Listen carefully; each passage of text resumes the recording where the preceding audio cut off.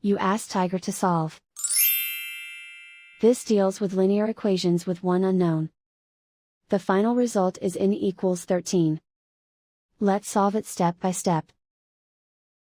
Group all n terms on the left side of the equation.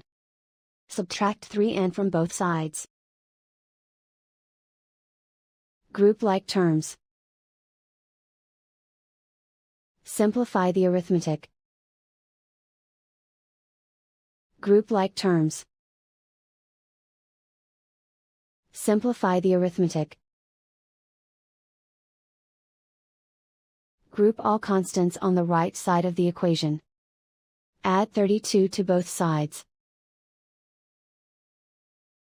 Simplify the arithmetic.